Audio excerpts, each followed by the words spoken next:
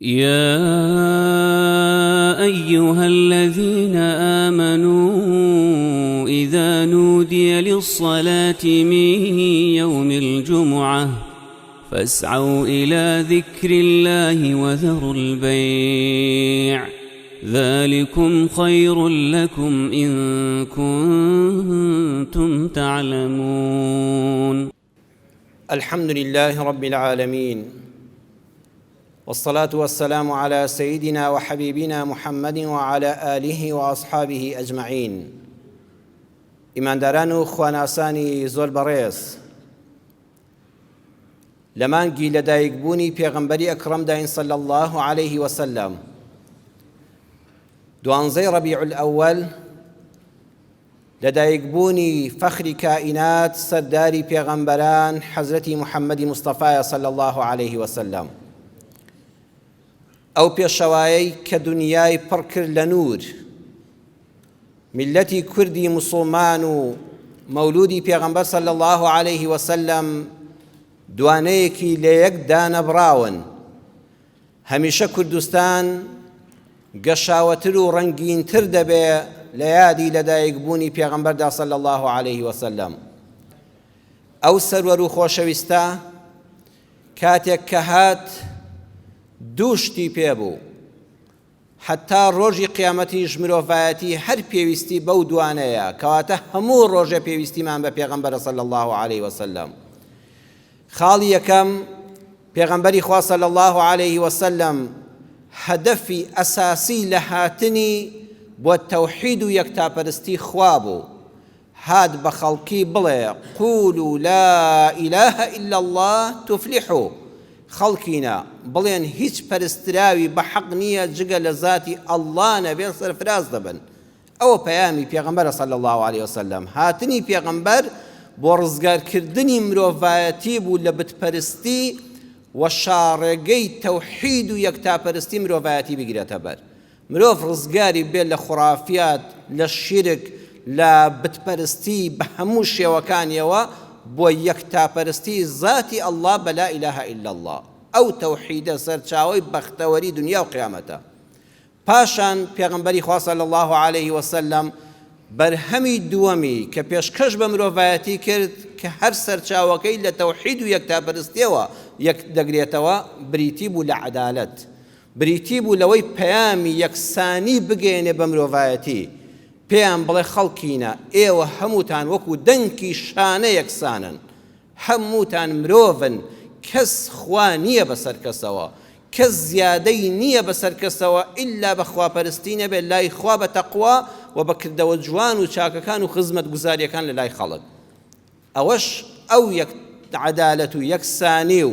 ئەو دادپەروەریەش بەرهەمی تەوحید و یەکتاپەرستیەکەیە. ئێمە لە دوو تاری ڕابردوودا لەگەڵ جەنابتاندا باسی عەدالەت و دادپەروەریمان کرد کە تا مێژووی مرۆڤایەتی بمێنێ کە دەناڵێنێ بەهۆی نەعەدالەتیەوەیە کە بەختەوەر دەبێت لە هەر شوێنێک بەهۆی بوونی عەدالەتەوەیە. سەر ئەم زەویە بگەڕێ بەڕێزان، بیخوێنەوە، مێژوو بخوێنەوە، بڕسەفەر بکە بۆ وڵاتان، لە هەر شوێنێک عەدالەت و دادپەروەری هەبێ، میلەتێکی حەساوە، حکومەتێکی بەڕێز، ژیانێکی پڕ بەختەوەری هەیە. لە هەر شوێنێک عەدالەت و دادپەروەری نەبێ، ژیانێکی کولەمەرگی، دایمەن ناڕەحەتی، حکومەتێکی ناڕازی. ئەوە حەقیقەتێکی مێژوویە و هەتا قیامەتیش دادێ هەر ئەوەیە. بۆیە هەمیشە لە خزمەت پەیامی پێغەمبەر داین صلی الله عليه وسلم. دوو جومعە ڕابردوو باسی عەدالەتمان کرد. لە زنجیرەکەمان دەگەیشتوینە ئەڵقەی سێیەم، وتمان هەموو وتاربێژان زۆربەیان لە کۆتا قسەکانی ڕۆژی جومعەدا ئەم ئاەتە قورئانیە دەدەن بە گوێی موسڵماناندا: ئین الله یەأمر بالعەدل والإحسان وإیتاء ذی القوربى. خوای گەورە سوبحانه وتعالى بۆ خۆی فەرمانی کردووە بە دادگەری، بە دادپەروەری، بە عەدالەت، دووەمیان بە چاکەکاری، سێم بە چاکبوون و ئاگالێبوون لە خزم و کەسوکاری نزیک. خوا فەرمانی بەو سێشتە کردووە بۆ ئەوەی بۆمان ڕوون بێتەوە بۆچی عەدل و ئیحسان لە یەک جیاوازن. بیهێنە بەر چاوت، ڕاستەیەک بێنە بەر چاوت لە بیرکاریدا. لە ناوەڕاستیەوە خاڵێکەیە پێی دەڵێن سفر. ئەوانەی کە خوێندنیان خوێندە و زانستی بیرکاری دەزانن لە بیرکاریدا لە خوار سفرەوە پێی دەڵێن ناقز یەک، دواتر ناقز دوو، ناقز سێ حتا دەڕوە. لەو لای سفرەکەەوە پێی دەڵێن زائید یەک، زائید دوو، زائید سێ هەتا مەلانی هایە ژمارە. خاڵی سفر خاڵی عەدلە، خاڵی دادپەروەریەکەیە. تۆ نە لەم یانی نە لەویانی. العەدل خاڵی سفرەکەیە لە ناوەڕاستەوە. ئەگەر لە عەدلەکە ترازای بەرەو خوار ئەبی بەستەمکار، ئەبی بە ناقز یەک پلەیەک لە عەدالەتت هاتە خوارەوە تۆ زاڵمی. جا هەیە زاڵمە بەرامبەر بە نەفسی خۆی، یەک پلە زاڵمە. هەیە زاڵمە لەگەڵ هاوسەری ژیانی، جاژن بێیان پیاو بێت، لەگەڵ هاوسەرەکەی خراپە، دوو پلە زاڵمە، چونکە زەرەد لە خۆشتدا و لە هاوسەریشتدا. هەیە زاڵمە لەگەڵ منداڵەکانی جوان خزمەتیان ناکە و پەروەردەیان ناکە. هەیە زاڵمە لەگەڵ دراوسەکانی متابعەیان دەکا و چاوی پیسیان تێدەبڕێ. هەیە زوڵمەکەی زیاترە، ئیداری شارێکی بەدەستە، هەیە زوڵمەکەی ئیداری هەرێمێکی بەدەستە، هەیە زوڵمەکەی ئیداری وڵاتێکی بەدەستە، هەیە گەیشتۆتە تریلیۆن ناقص، ئیدارەی دنیا دەبا بەڕێوە بە ناعەدالەتی و بەستەم و بە خوێن ڕێژی. چاو لێ ئەوە هەموو لە خوار ناقسەکانەوەن. لە عەدل لایاندا بەرەو زوڵم، جا هەیە یەک ناقسی هەیە، هەیە ملیۆنە ناقسی هەیە. لە عەدل بەرەو ژوور ئیحسانمان هەیە. إن الله يأمر بالعدل والإحسان. هيا هرد عدالتي نية إحساني شي هيا لقل خوي تشاكا، لقل جنو من ضالي تشاكا، لقل داكو بابي تشاكا، خواف فرمي لقل أمانة عادل ما بدات برور مبا بلكو تشاكا كاربا إحسانت هبه. وينا ونشاني وتارك من بلاتنا والسيد نبي أقبلهم لقل أمانة دادات برور مبا. هم خلق لا عدالة باشا من ظلم لم شوينا ندا نابي عدالة بكاربيني شنو خواليك يجاكرنوا. عدالت بۆ شوێنی خۆی چاکە، ئیحسان بۆ شوێنی خۆی چاکە. لە عدالت العدل ئەی بۆ خوا هەر یەکسەر نەیفەرموو إن الله يأمر بالإحسان، هەر بڕۆن بۆ ئەو پەڕی چاکەکاری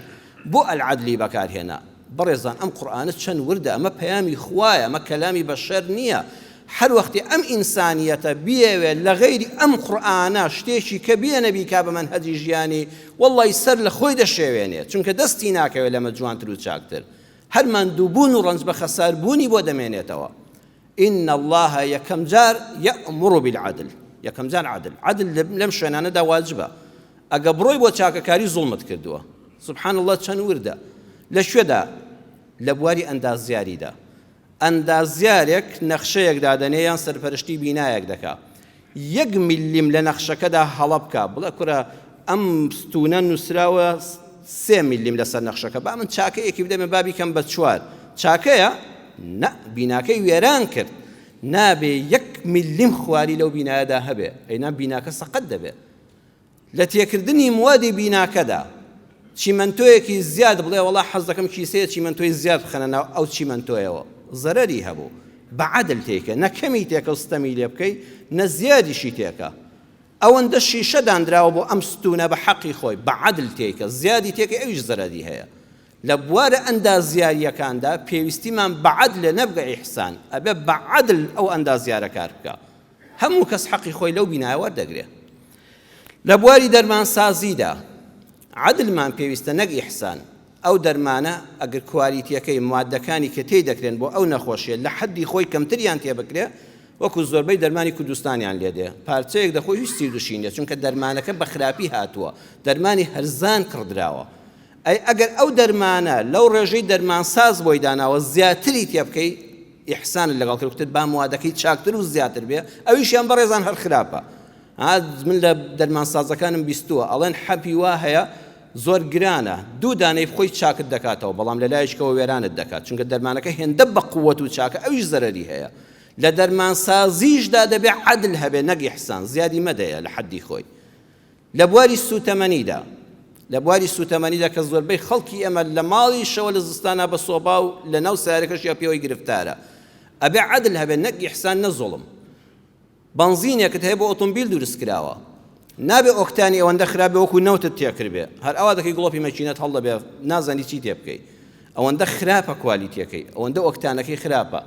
نابێ ئەوەندەش پاک بکرێتەوە بکرێت بە بەنزینی تایارە، ئەو کاتە ئۆتۆمبیلەکە دەسووتێنێ، ئەویش خراپە، نابێ ئیحسانی بدەیە. ئەبێ بەنزینی ئۆتۆمبیل حەدی خۆی هەبێ، ئەبێ نەود بێ، نە بەنزین بێ و نە گاز بێ، حەدی خۆی بێ، بزانە هەموو خەڵکی ئیسراحەت دەکا. خوا دەفەرمێت لەم شوێنانەدا چاکەکارمە بە عەدل، بە عەدلی حەقی ئەم زانستە بدە لە شوێنی خۆیدا. لە ڕێخوڕینی ئۆتۆمبیلدا ئیحسان مەکە. ئەو سەربازانە ناسراوانە ئەو برایانەمان کەوا پۆلیسی هاتوو چۆن خوابیان پارێزە و پاداشتیان بداتەوە شەقامەکانمان بۆ جوان دەکەن، ڕێنماییمان دەکەن. ئەو تابلۆیە مرۆڤێک کە لەوێ دانیشتۆ پێت دەڵێ بەردەوام قسە لەگەڵ دەکا بەڕێزەکەم شۆفێری بەڕێز کە بە ئێرەدا ڕۆیشتی 80 زیاتر مەڕۆ و پێش دەڵە کەمتریش مەڕۆ. مەڵە وەڵاهی من لە 40 دەڕۆم لەم شەقامەدا، ناوەڕاستی شەقامت گرتووە نووسراوە 80 بڕۆ، تۆ لە 40 بڕۆی بە حساب چاکت کردو بەڵام غەدرت کرد. چونکە زۆر جار هێواژبوون کارەساتی گەورە دەنێتەوە، ئەو کەسی لە دواتەوە تووشی کارەساتێکی گەورە دەبێت. ئەی ئەگە 150 بڕۆی ئەو نووسەتی لە 80 بڕۆ دیسان ستەمت کرد، چاکەن نەکرد. عادل بڕۆ بەو ڕێنمایە تابلۆی کە دانراوە تۆ بەوە بڕۆ بزانت چەند بە سەلامەتی خۆت و هاوڵاتیان دەڕۆن. نەخاوتر بڕۆ نەخێراتر بڕۆ. لە تەجویدی قورئانی پیرۆزدا عدل پێویستە. مەدێک نابێ بڵێ وەڵا بیلاوێنمەوانێ و بیکەم بە لاوەکو حەیرانی، وایە قورئان دەخوێنێ لەگەڵ ڕێزم بۆ قورئان خوێنەکان دەڵی لاوەکو حەیرانە، مەقام و ئەڵڵاوەی سێ نازانم چییە، با بۆ قورئان خوێندن نییە. مەدەکان حەدی خۆیان بدەیە، نە کورتریان کە نە درێژیان کە ئەو عەدلە. ئەو عەدلە لەوێدا واجبە. تەجویدەکەت بە حەقی خۆی گەیان، بزانە قورئانەکەت چەند بە تام و چێژ دەخوێندرێتەوە، نەک بیلاوێنیەوە یان هیچ تەجویدی نەدەیتە یان هیچ مەدێک نەدەی، لە هەردوو بارە خراپت کردووە. عدل بەڕێزان لەم شوێنەدا پێویستە. لە ناو ماڵ و منداڵتدا، لە نێوان منداڵەکانتدا ئیحسان مەکە، چاکەکاربی لەگەڵ یەکیان هەڵعەدلبی، لە نێوان هەموویاندا عەدل بە. کەسێ دوو خێزانی هەیە زیاتری هەیە ئەبێ عەدل بێ، ئەگە ترسا عەدل بێ حرامە لەسەری بیکا بە دوو، ئەگە هەر ترسا لەوەی کە عەدالەت نابێت لە نێوانیاندا. مامۆستایەک لە ناو قوتابیەکانیدا نابێت چاکەکار بێ لەگەڵ یەکێکیان لەگەڵ یەکەکانی تریاننا، ئەبێ هەموویان عەدل بێ لەگەڵیاندا، بە یەک چاو سەیریان کە. ئیلا حاڵەتی ئیستیسنائیمان هەیە کە لەو حاڵەتە تایبەتانەدا مامۆستا، دایک و باوەک، مدیر ئەبێ حاڵەتی حەق بەکاربێنێ نەک عەدل. سبحان الله، حەق و عەدلیش لە یەکتر جیاوازن. ئەگەر دەرفەت بوو لە وتارێکە بەس باسی ئەوەتان بۆ دەکەم، لە شوێنی وا هەدا نابێ عەدل بی، ئەبێ حەق بی. حەق جیاوازی لەگەڵ عەدلا هەیە. دەرفەتێک هەبوو بەویستی خوای گەورە ئەوەشتان لە قورئانە بۆ ڕوون دەکەمەوە. بەڵام لە هەڵسوکەوتدا لە کۆمەڵە حاڵەتی تردا نابێ دادپەروەر بین، نابێ دادپەروەر بین، ئەبێ ئیحسانمان هەبێ. ئین الله یەئمر بالعەدل پاشان والئیحسان. لەو بابەتە زانستیانەی کە عەرزم کردن عەدل واجبە، بەڵام لە هەندێک شوێنی تردا ئیحسان پێویستە. بە عەدل تۆ پاداشتە گەورەکانت دەست ناکەوێ، کاروبارت ناڕوە. لە بواری خواپەرستی و عیبادەتەکاندا پێغەمبەری خوا صلی الله علیه وسلم لە حەدیثی مەشهوری جوبریلدا کە لە بوخاریدا هاتووە بە ژمارە فەرموودەی 4777 دەفەرمێ الإحسان أن تعبد الله كأنك تراه فإن لم تكن تراه فإنه يراك. ئیحسان ئەوەیە لە بواری خواپەرستیدا وا خوا بپەرستە کە چاوت لە خوایە. خۆ ئەگەر چاوی تۆ خوا نابینێ یەقینت هەبێ فەئینەهو یەڕاکە، بە دڵنیاییەوە خوا تۆ دەبینێ، بە دڵنیاییەوە خوا تۆ دەبینێ. نوێژەکەت کردووە، خوا ئەرحەم الراحمینە، وەڵڵی نائومێد مەبە کە چوویتە سەر بەرماڵ ڕوت کردە قیبلە، خوا هێندە بە ڕەحمە نوێژەکەی لەسەر لا بردووی. ئەوە واجبەکە عەدلەکەت جێبەجێ کرد، بەڵام خوا دەفەرمێ ئیحسانت هەبێ، با خشوعت هەبێ، با نوێژەکەت ڕێک و پێک بێ، با دڵ ئاگای لێ بێ. تۆ لەگەڵ یەکێکا قسە دەکەی پێت عەیبە خەیاڵت بڕوە، ئەی بەرامبەر بە خوای گەورە با نوێژەکەت عەدل نەبێ، با ئیحسانت هەبێ. زەکات دەدەی، دوو کەس زەکات دەدەن، یەکیان بە عەدل زەکات دەدا، لە ملیۆنێکە 25,000 خۆی داوە، ئەوە لەبەر چاوی خەڵکا دەیدا بە یەکێک. خوای گەورە زەکاتەکەی هەر وەرگرتووە ئەگە منەتی دڵی لەگەڵا نەبێ، بەڵام یەکیان بە ئیحسان زەکاتەکەی جیا دەکاتەوە، ئەی کاتە زەرفێکەوە عەترێکی بۆن خۆشی پێدەدا، لە ناو خەڵکا نایداتێ، بە ڕێز و حرمەتەوە پێشکەشی دەکا، ئەمجا سوالکەر دروست ناکە، خێرەومەندی داهاتوو دروست دەکا. ئەوە کەسێک لە هەژاری بەم زەکاتی ڕزگارکە، کەسێ پێ بگەێنێ، نەک سوالکەری ساڵانە بە زەکاتەکەی دروستکە. ئەم دوانە چەندیان فەرقە، ئەویان عەدل بوو، ئەمیان ئیحسان بوو. خوا دەفەرمێت تۆ لەماندا ئیحسان بەکاربێنە. نوێژە فەرزەکانمان لەسەر واجبن، عەدلی خوایە دەبێت 5 فەرزە نوێژ بکەی، ئیلا خوشکانێکە لە حاڵەتی تایبەتدان. بەڵام ئیحسان ئەوەیە لەگەڵ نوێژە فەرزەکانە ئیکتیفا مەکە، هەندێک سونەتیش بکە، سونەتی دوای نوێژەکان و پێش نوێژەکان لە سونە نەهاتوە ئەنجامیان بدە. ڕۆژی ڕەمەزان عەدلی خوایە پێویستە بە ڕۆژوو بی، بەڵام ئیحسان ئەوەیە ڕۆژی دووشەمان و پێنجشەمان، عەرەفە و شەشڵان و ئەوانەش بگری، محەڕەمیش بگری. حەج یەک جار واجبە عەدلی خوایە ئەگە بۆت کرا عومرەیەکی زیاد ئەگە بۆت کرا حەجێکی زیاد ئەوەش ئیحسانە ئەوەش بە پێی خۆی شتێکی زۆر جوان و چاکە. دووەمیان لە بازاڕی کڕین و فرۆشتن و مامەڵە و تێکەڵاوی خەڵکە عادل مەبە،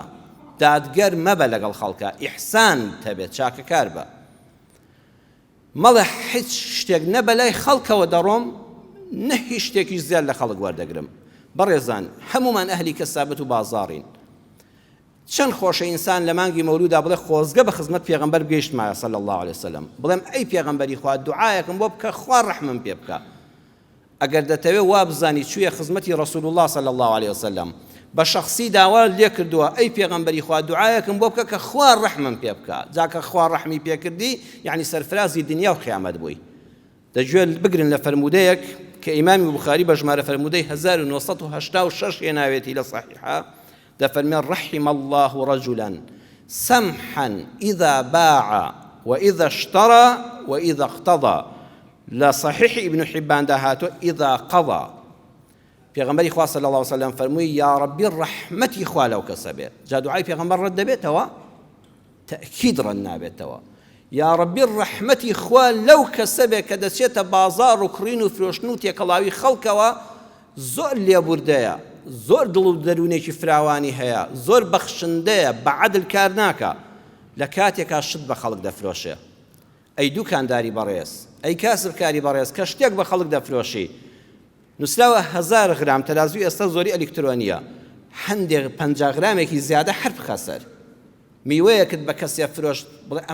ئەم هەنجیرەشی با لەسەر بێ، ئەم دووبۆڵە ترێشی با لەسەر بێ، ئەم میوەشی با لەسەر بێ، بیخە سەری ئەم تەماتەشی با لەسەر بێ، ئەزانی فرۆشیە کڕیار هەر دڵی پێ خۆش دەبێ، بڵێ بە ئەمەشی لەسەر بێ قەی ناکە. مارکێتێکت هەیە کابرایە کاتۆ بای 70 هزار 100 هزار شتی کڕیوە، بڵێ با 2000 لەگەڵ نەبێ بۆ ئەو مناڵە بێ، هەر دڵی پێی خۆش دەبێت، لێبوردە بە خۆ عەدلە، ڕێک حەقی خۆتی لێ وەرگری، ڕێک مەهێڵە 1001 غرام بێ خوا پێی ناخۆش نییە، بەڵام خوا لەم شوێنەدا دەفەرمێ دادپەروەر مەبە، ئیحسانت هەبێت چاکە. لێبوردە بە لە کاتی فرۆشتنە، لێبوردە بە لە کاتی کڕیندا، لە کاتی کڕینە ئامادەمە بە سندوقێک میوە تێک هەڵشێلی وێرانی کەی لە پێناوی 1 کیلۆی خۆتدا زەرەری لێ بدەی. لێبوردە بە قەیچێکە با 1 دانەی خراپی تێدا بێ من لە تێکی لە ماڵەوە فڕێدەم، با دوکاندارەکە هەمووی لێ نەبێتە زەرد، ئەویش کاسبە، ئەزانی ئەو ویژدانە چەند خۆشە. لەو کاتەدا یەقینت هەبێ ڕەحمەتی خوات بەسەرا دەبارێ. لەو کاتەدا کە کاتێک قەرز وەردەگریەوە، کە قەرز وەردەگریتەوە کەسەکە قەرزەکەت بۆ دێنێتەوە، پیاوێکی سەرڕاست، ئینسانێکی بەڕێز، کاسب لە حەدی خۆیان هێناوێتەوە، ملیۆنێکی لات بووە، چەند جوانە بڵێ ئەم 25,000 بۆ ئەم یارە بۆ مناڵەکانت سەرف بکە، ماڵ داوا بکە هێناوتەوە، ماڵی هەردوو لامان ئاوا بێ و خوا بەرەکەت بخاتە ڕزقی هەردوو لامان و لەشی تۆش ساغ بێ، مەڵە ڕێک وەک خۆی لێ وەردەگرمەوە، شتێکی بە دیاری بدەیە، ئەگەر 10,000 ببیدە دەستی مناڵەکە لەگەڵ یابوو، ڕەحمەتی خوا لەو کاتەیە لەسەر دەبێت. قەرز لە یەکێک وەرگرتووە، خوا ڕەحمی پێکردووی کۆت کردوێتەوە بۆی دەبیتەوە، ئەگەر لە توانادا هەبوو، چونکە نەکابرا باسی هیچی کردو و نەتۆ باسی هیچت کردو، مەرج نییە، نابێتە ڕیبە، دیارەکیشی لەگەڵا بۆ بەرە، 2 کیلۆ میوەشی لەگەڵا بۆ بەرە، قاتێ جلیشی بۆ بکڕ، بڵێ یا ڕەبی ماڵت داوا بێ لەگەڵ قەرزەکەم هێناوەتەوە ئەم دیارێشم لێ قبوڵ کە، بە جوانی بیدەوە، بە دڵخۆشیەوە بیدەوە، لەو کاتەیە ڕەحمەتی خوا بەسەر هەردوو لاتاندا دەڕژێ. چەند جوانە بەڕێزان، سایق تەکسیەک کاتێک کە کاسبی دەکات لەشیان ساغ بێ، هەموو خاوەن تەکسی و کاسبکارەکانی پاسەکانمان کاتێک کە کەسێک لەگەڵ یا سەرکەوتووە عەدلە کە 4000 ئەم کرێی خۆی وەرگرێ، ئەمە عەدلە. بەڵام ئەگەر دەتەوێت ڕەحمەتی خوا لەسەر بێ لەو کاتەدا دادگەر مەبە، ئیحسان بکە. کاتێک سیر دەکا خاوەن تەکسی ئەوەی کە لەگەڵ یا سەرکەوتە قوتابێکی زانکۆیە، بەخوا هەژاری پێوە دیارە، 1000 بۆ ئەو زۆرە، 500 بۆ ئەو زۆرە چایەکی لە کافتریاکە پێ بخواتەوە، ئەڵێ مادام قوتابی با 1000 لەگەڵ نەبێ بە 3 دەتگەێنم، مامەڵەیان 4 بۆ ڕێککەوتون، بەڵام لەو کاتێدا دەبەزێ ئەڵێ 3 لێ وەردەگرم، ئەو سایق تەکسیە لەو کاتەدا ڕێک ڕەحمەتی خۆی بەسەرا دەبارێ، بە ئیحسان کار بکە. ئەوەی لەگەڵ تا سەرکەوتۆسەیەکی بۆ عیادە دەچێت و نەخۆشیەکیان پێیە، هەژاریان پێوە دیارە، بەڵێ من ئەوەندەم دەسەڵاتە بە هەر هاوکارێکی برایانەتان بکەم 1000 کەمتر لێ وەردەگرم. تۆش جاری وا هەیە تەماشا دەکەی کابرای سایق تەکسی ئینسانێکی بەڕێز بە حرمەت سارەکەی زۆر تەواو نییە، بەخوا هەژاری و باسی خۆی دەکا پێوەی دیارە، قەیچەکە من هەبووم کاکە 4000 حەقی خۆتە، با من 5 دەمێ وەڵا باقیەکە ئەو 1000ش بۆ خۆت ئەزانی ئەو کاسبکارە چەند دڵی پێخۆش دەبێ لەسەر جادە دانیشتی مامە حاجێک بە تەمەنێکی پیرە واشت دەفرۆشێ ئافرین سوال ناکە دایە حاجیەک بەو تەمەنەوە لەسەر شوێنێکا شۆستەیەکا دانیشتووە بەروبوومێکی کوردەواری دەفرۆشێ دەستی سواڵی نییە دەستی کاری هەیە ئەزانی چەند خۆشە ئەگەر بای 10,000 بێ بای 9,000 بێ 10,000 دایە بڵێ ئەو 1000ش هەر هەدەی جەنابەت بێ خوای گەورە لەو کاتەیە ڕەحمەت پێ دەکا لە بازاڕ و کڕین و فرۆشتنا ڕێک ئیوا هەیە دڵێ بەخوا سەنتێکت لێ نابورم ئای چەند ناخۆشە سارێکت بە کەسێ فرۆشتووە زەویەکت بە کەسێ فرۆشتە دوای تەوابوونی مامەڵە بڵێ بە $100 لەگەڵا نەبێ هەر خوا لەو کاتەیە ڕەحمەتت بەسەرا دەبارێنێ بەخوا بازاڕت گەرم دەبێ خەڵک خۆشی دەوی ئەم کاتە عەدل باش نییە دادپەروەر مەبە ئیحسان بەکاربێنە ئین الله یەأمر بالإحسان لەم کاتەیە پێغەمبەری خوا صلی الله عليه وسلم لە صحیحی بوخاریدا بەژمارە فەرموودەی 2078 هاتووە دەفەرمێ كان رجل يداين الناس کابرایەک هەبوو زۆر خێرەومەند بوو خێرەومەندی ئەوە نەبوو پارە بکا بە خێر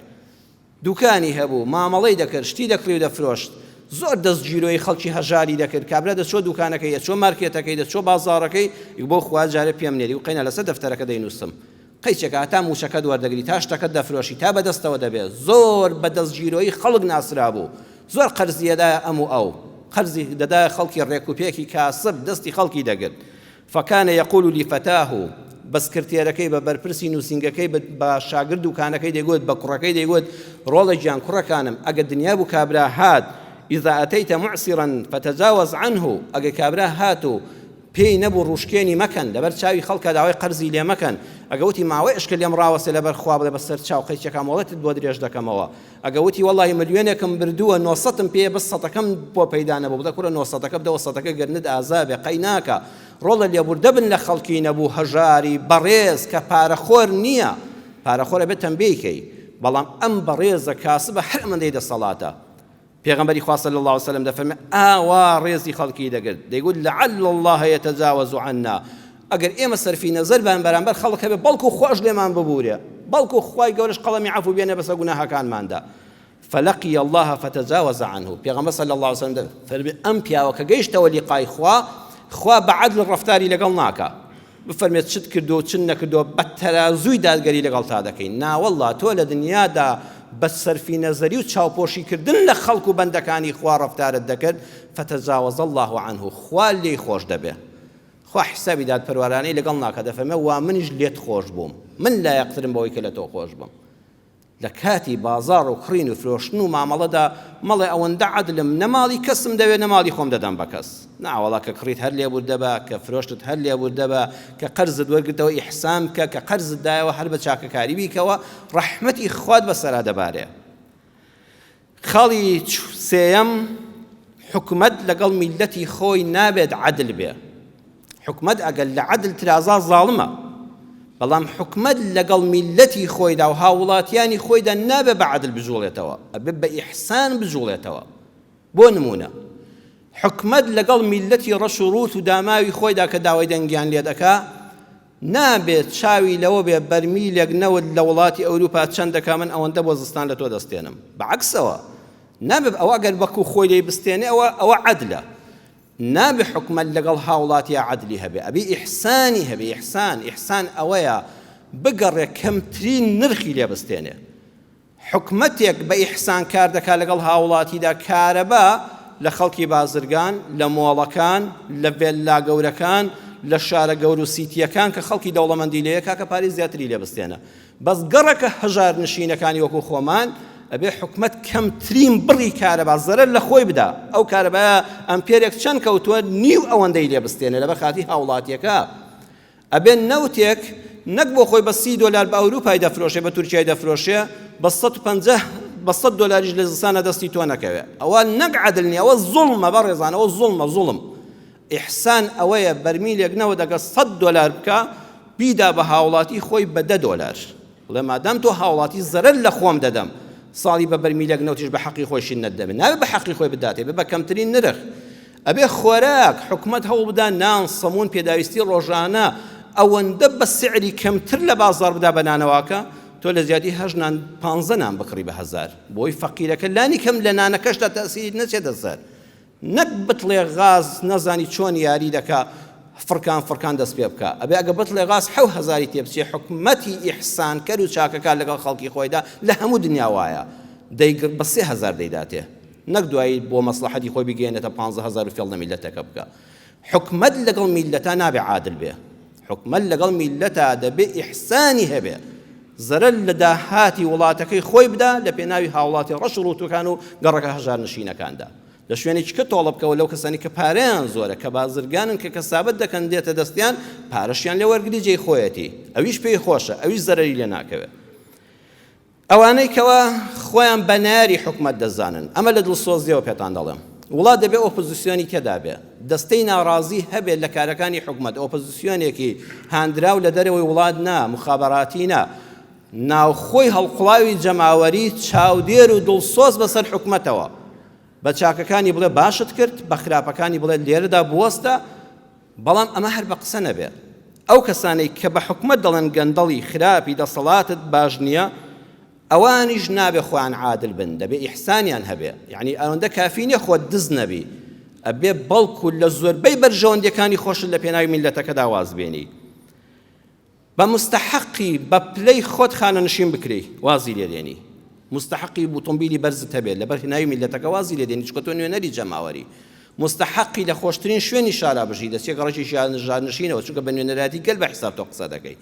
ئەگەر ئەوات کرد ئەوە ئیحسانە لە عەدل وازت هێنا تۆی ئۆپۆزیسیۆن ئەگەر دەتەوێت دەنگەکانت سفر نەبنەوە وەکو دەیبینی ئەبێ بەڕاستی ئیحسانت هەبێ نەک هەر ئەوەندەی دز نەبی بە عەدل ئیکتیفا ناکە بۆیە ئێوە ئەگەر دەتانەوێت لە سیاسەتیشا شارەزا بن وەرنەوە خزمەت قورئانەکە خۆی سیاسەتمەداریشە دەبێت بێ لە خزمەت مەدرسەی قورئانە فێری سیاسەتی ڕاستەقینە بێ ئەمجا خۆی سەرفراز دەبێ ئەمجا میلەتیش سوودمەند دەبێ پیغمبری خوا صلی الله علیه وسلم دەفەرمێ من کان لنا عاملا فليكتسب زوجة هەر کەسێک بوو بە کاربەدەستی وڵات پۆست و پلەی پایەکی درایە با بێ هاوسەر نەبێ با ژنی هەبێ با ئەگەر ژن بوو مێردی هەبێ فإن لم يكن له خادم فليكتسب خادما با خزمەتگوزارێکیشی هەبێ سکرتێرێکیشی هەبێ کەسێک لە ماڵەوەی شەکاری بۆن ڕایکە پاسەوانێکی بەردەرگاشتی هەبێ چاتێکەرێکیشی هەبێ بەڕێزان ئەمەش مانع نییە با ئەمەشی هەبێ ومن لم يكن له مسكن فليكتسب مسكنا خۆی کە بۆتە مەسئول و کاربەدەستی وڵات خانووی نەبووە با خانوویەکیشی بدرێتێ با کرێچی نەبێ با لە خۆشترین خانوودا بژی بەڵام من اتخذ غير ذلك کەسێک لەمە ئەمانەی بۆ بدرێتێ بۆی بە مێشکێکی ئیسراحەتەوە خزمەتی میلەتەکە بکا بەڕێزان خەمی ئەوەی نەبێ بەڵێ وەڵی ژنم نەهێناوە با پارە پاشەکەوت کەم بەڵکو ژنێک بێنم بدزم ژنت هەیە خزمەتکارت هەیە پاسەوانت هەیە چێژلێنەرت هەیە ماڵی خۆت هەیە با بیری ئەوەی نەبێ کابرای کاس مەسئول لەبەر خاتی کرێچێتەکەی بیری لای ئەوە بێ با بیری بەس لای خزمەتی میلەتەکە و ئیشەکەی خۆی بێ ئەمانەی هەموو با حکومەت بۆ دابینکە ئەگەر لە سەر و ئەوە من اتخذ غير ذلك شتێشکەی دەستی برد و چەپ و گوپی کرد فهو غال أو سارق ئەو کەسە خائین و گەندەڵە یان ئەو کەسە دزە ئەبێ لە وڵات بکرێتە دەرەوە گەورەترین سزای بدرێ ئەم حەدیثە ئیمامی ئەبوو داود لە سونەنە بە ژمارە فەرموودەی 2945 هێناوێتی هەر کار بەدەستێکت بینی لەوەی کە بە ئاشکرا بۆی دانراوە چەپ و گوپی کەی هەبوو ئەوە گەندەڵ و دزە ئەوە خائینە بەم خاک و خەڵکە ئەمە ئەگەر کار بەدەستەکە مەسئولی وڵات بوو واتە حکمڕانی وڵات ئەو پێکی هێنابوو ئەو دەبێ عادل بێ بەڵام ئەو کەسەی کە ئۆپۆزیسیۆنە و ناڕازیە بەو دەسەڵاتەش دەڵێ ئەمەش خراپە ئەو نابێ عادل بێ ئەو نابێ نەک هەر دز نەبێ ئەبێ لە زۆربەی خۆشیەکانی خۆشی بەختکە وەکو ڕەش و ڕووتەکە بژیە جیهان پڕیەتی لە نمونەی جوان بەڕێزان لە دڵاتی مسلمانان لە دەسەڵاتی مسلماناندا لە ناو سیرەی پێغەمبەردا صلی الله علیه وسلم من لێوە دەگوازمەوە بۆ کەسێک کە مسلمانیش نەبووە بەڵام بە ئینسافەوە بەرامبەر بە مسلمانان غاندی هەمومان ناومان بیستووە غاندی خۆی ئەساسەن لە ئەساسە ناوی مۆهانداز غاندیە بەڵام حتا من و تۆش بیستومانە و هەر دەژڵێن ماهاتما غاندی خۆی ماهاتما ناوی خۆی نییە خۆی ناوی مۆهانداز غاندیە ماهاتما خەڵکی هیندستان ئەو لەقەبەیان پێبەخشی واتە ڕوحی مەزن ئەو ڕوحی کە نامرێ لە ناو نەتەوەکەی خۆیدا ئەوەندە خزمەتگوزارێکی پاک بووە ئەوان پێیان وت ماهاتما ئێمە شکەوای پێ دەڵێن غاندی لە 1869دا لە هیندستان لەدایک بووە لە خێزانێک بۆ بنەماڵەکەی هەموو لە سیاسەتدا بوون باوکو و باپیرانی بەرپرسی محافزکاری وڵات بوون دەوڵەمەند و تێر و تەسەل بوون لە 13 ساڵی ژنی هێناوە لە 19 ساڵیدا کاتێک دواناوەندی لە هیندستان تەواو دەکا بە زەبری دەوڵەمەندی و باوکی کە پیاوێکی سیاسەتمەداری وڵات بووە نردوێتی بۆ بەریتانیا لە لەندەن قانونی خوێندووە کولی حقوقی لە لەندەن خوێندووە ساڵی 1891 دێتەوە بۆ هیندستان دوای ئەوەی قانون لە بەریتانیا تەواو دەکا بێتە محامی بەڵام محامێکی سەرکەوتوو نابێت لە کارەکەیدا بۆیە دەڵێ من لەم کاری خۆمدا سەرکەوتوو نیم واز دێنێ ئەچێت لە بەردەمی فەرمانگەیەکی محکەمەدا دەبێتە عەرز و حاڵنووس دەبێتە کاتب العەرائز عەریزە بۆ خەڵک دەنووسێ هەر لەوێدا دام بە شکستی خۆی دادێنێ من لە قانونا خوێندوومە بەڵام محامێکی فاشلم مێزێکدا دەنێ کە عەریزە بۆ خەڵک دەنووسێ ئینگلیزەکان کە ئیندستانیان لەو کاتەداژی کردو زۆر خەڵکی عەزیەت دەدەن زۆر پێی ناڕەحەت دەبێت بۆیە بڕیار دەدا هیندستان بەجێ دێڵە ڕوو دەکاتە باشووری ئەفریقا بۆ کارکردن لە باشووری ئەفریقاش حەز بە ستەمینەتەوەکەی دەکا بڕیار دەدا دیفاع لە خەڵکەکەی خۆی بکە بەڵام بەبێتون دوو تیژی نابێت شۆڕشێک بکەین خوێنی خەڵکی تێدا بڕژێ شۆڕشی سپی هەڵکرد لە هەموو ژیانێک کەسێک گەنجێکی بەکوژ نەدا ئاخری وڵاتەکەی خۆشی سەربەرزەکەی چەسپاند و دوژمنی لێکردە دەرەوە لەو دەستەمە ملەتەکەی ڕزگار کرد بەخبێ خوێن ڕشتن بەبێ ئەوەی ڕۆژێ جوێن بە خەڵک بدا ئۆپۆزیسیۆنی وا هەیە بەس فێر بۆ جوێن بە خەڵک دەدا جوێنکردن هیچ نییە ئەبێ کارت هەبێ کار غاندی لە هەموو ژیانە جوێنێکی بە خەڵک نەداوە بە نارەکانیشی نەداوە بە کار دەیگوت ئەم کارەی ئێوە ناڕەوایە ئەمە ستەمە من خزمەتی باشتر دەکەم لۆکەیان هەبوو هین خەڵکی هیندستان بە سعرێکی زۆر زۆر کەم لە دەستیان دەردێنان ئینگلیزەکان دایان بردن لە شاری لانکاشایر لە بەریتانیا دایان کرد بە قوماش و بۆیان دێنانەوە بە سعرێکی زۆر زۆر گران پێیان دەفرۆشتن ئەم پیاوە هات بە خەڵکەکەی خۆی ود ئەم بەرهەمەی خۆمانە وەرن ماوەی خۆتان ڕاگرن قوماشی هیندستانی کە پێی دەوترا خادی وەک ژوێنی بەنوا بووە زۆر زبر بوو کە لەبەرت دەکرد وەرن ئەوج لە زبرە لەبەرکەن و لۆکەکەتان بە ئینگلیز مەفرۆشن 1 ساڵ خۆتان ڕاگرن پێی مەفرۆشن خەڵکەکە چونکە متمانیان بەو پیاوە بوو پێیان نەفرۆشت بەریتانیەکان تووشی زەرەرێکی گەورە بوون چەند مانگ شەریکەکەی ڕستن و چینین لە بەریتانیا لە لانکشایر داخرا کە دایخست پێیان خەڵکەکە بە قسەیان کە وتی خۆتان لە ماڵی خۆتاندا بەدەستی خۆتان قوماش بچنن جلی زبر لەبەرکەن ئەم بەرهەمە حیفە لە ئێمە بەم ڕەنجە بیژێشین و بە کەمترین سعر لە دەستمان دەربێنن خۆشی چوو بۆ بەریتانیا چونکە وڵاتانی بینی بوو پیاوێکی سیاسەتمەدار بوو زانی ڕۆژنامەوانی و ڕاگەاندن چەند دەوری هەیە زانی شەقام بجوڵێنی چەند دەوری هەیە کاتێک چوو ئەو شارە خەڵکەکە لێکۆ بوونەوە وتیان 3 ملیۆن خەڵک چەند مانگە بەهۆی تۆ بێکاری نەتێژلۆکە بێ ئێرە بێ وتی یەک فرسەتێکم بدەنی گوێم لێ بگرن جا خەڵکی ئەوروپی یەک عادەتی هەیە جوان گوێت بۆ دەگرێ بێدەنگ بوون وتی چەند خولەکێکم دەنێ وتی ئێوە 3 ملیۆن خەڵک بێکارن بەڵام 300 هاوڵاتی میلەتەکەی من 6 مانگ بێکارین بەدبەلاشت ڕەنجی 6 مانگ لێمان لەدەست دەردێنن حکومەتەکەی ئێوە ئەگەر ئێوە ناڕازین دەڵێن بەس نان و ڕۆنەکەرە و پەنیر دەخۆین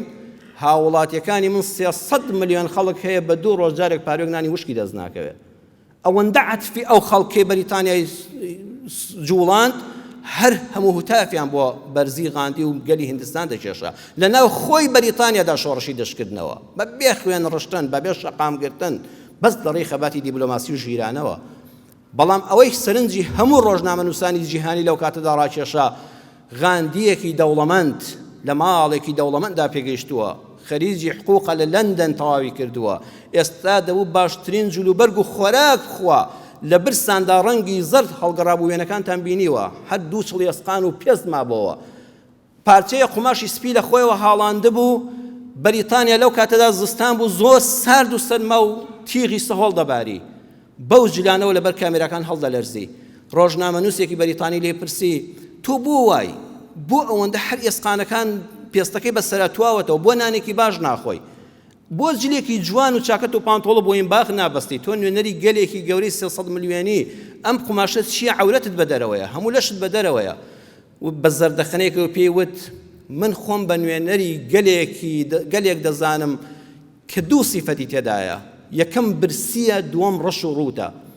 ئەو برس کە پێستم بە لەشەوە نەماوە هەموو چەوریم تواوەتەوە نان ناخۆم زۆربەی کات بە ڕۆژوم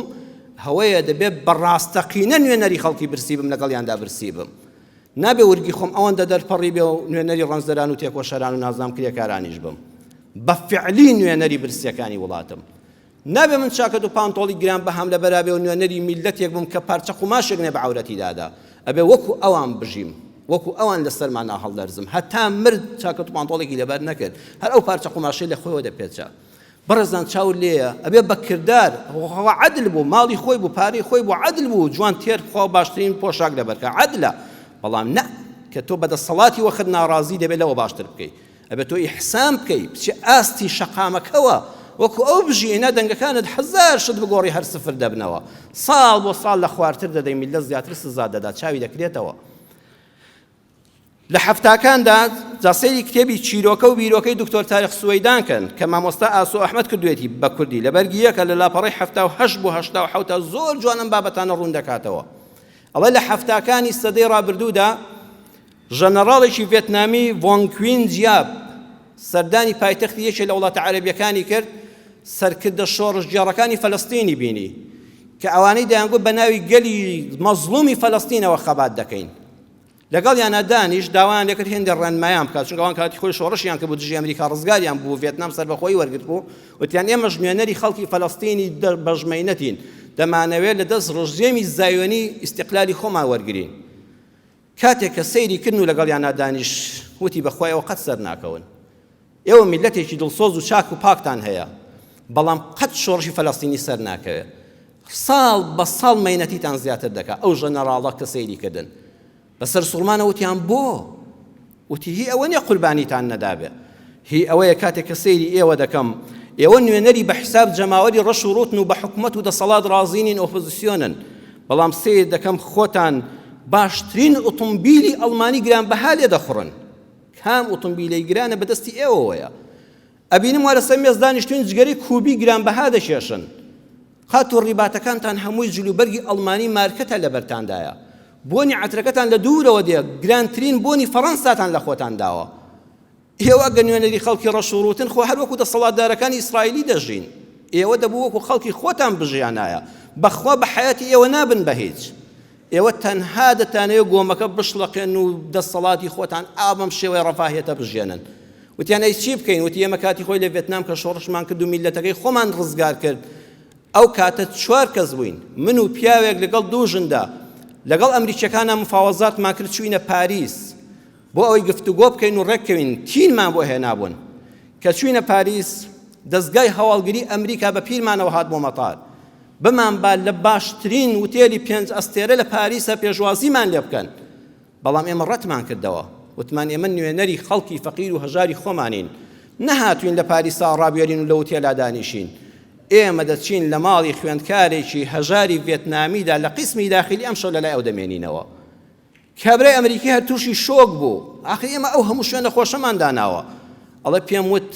ئێمە شۆڕژگێڕی میلەتەکەمانین،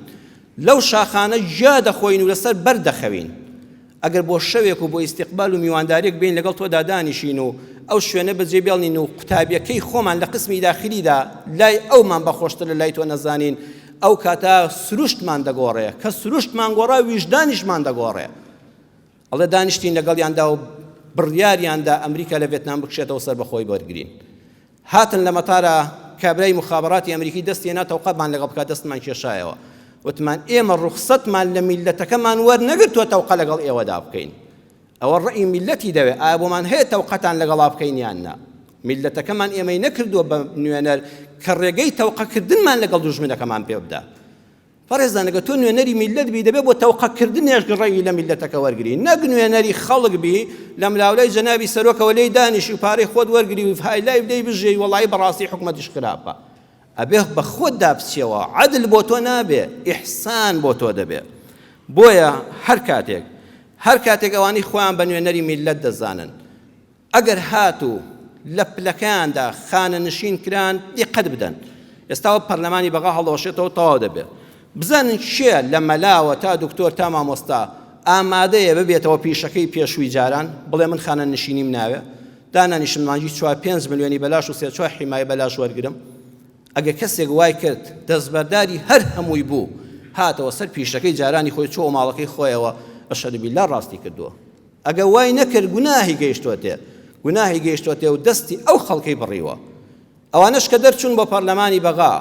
پەنجەی ئەو خەڵکە بچێ بە چاوتاندا لە دنیا و قیامەتە ئەگەر خیانەتیان لێ بکەن،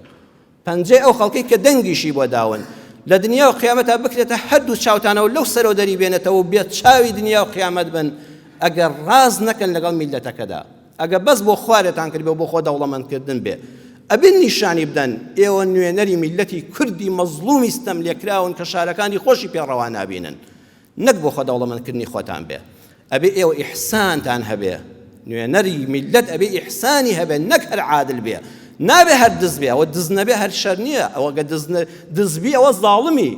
ئەبێ لە سەرو عەدلەوە ئیحسانیشت هەبێ ئین الله یەأمر بالعەدل والئیحسان ئەم قورئانە بۆ هەموومانە کاتی خوتبەم تەواو بوو لە جومعەی داهاتوودا کە بە خزمەتتان گەیشتینەوە تەمەن باقی بێ لەسەر خێر ئینشاءالله هەر لە خزمەت ئەم ئایەتەدا زیاتر باسی دین و ژینی خۆمان دەکەین یا ڕەبی خۆیان ڕەحممان پێ بکەی یا ڕەبی خۆیان ڕەحممان پێ بکەی یا ڕەبی خوایە هەر کەسێک کەوا قسە بە ناوی میلەتەوە دەکا خوایە دڵ و زمانی یەک بێ یا ڕەبی خوایە ئەمەش نەخەڵەتین و ئەوەی کەوا قسەمان بۆ دەکا خۆش باوەڕێک و ساویلکە نەبین بە حەق بڕوا بکەین بە عەدل بڕوا بکەین بە خراپە نەخەڵەتین یا ربی خوای پەروەردگار ئەوەی نەخۆشە شیفای بەخێری بۆ بنێری یا شافی یا الله ئەوەی نەخۆشە شیفای بەخێری بۆ بنێری ئەوەی دەردەدار و لەش بەئازارە خوابی بە هانا و هاواریەوە ئەوەی مردۆ خوا لە گوناهی خۆشبی ئەوەی مصیبەتی هەیە یا ربی خوای سەبوری حاڵی بدەی منداڵەکانمان ساڵح کەی ئەوەی منداڵی نێ ئەولادی ساڵحی پێ عەتاکەی وڵاتمان پڕ خێر و بەرەکەت کەی آمین آمین والحمد لله رب العالمين يا أيها الذين آمنوا إذا نودي للصلاة من يوم الجمعة فاسعوا إلى ذكر الله وذروا البيع ذلكم خير لكم إن كنتم تعلمون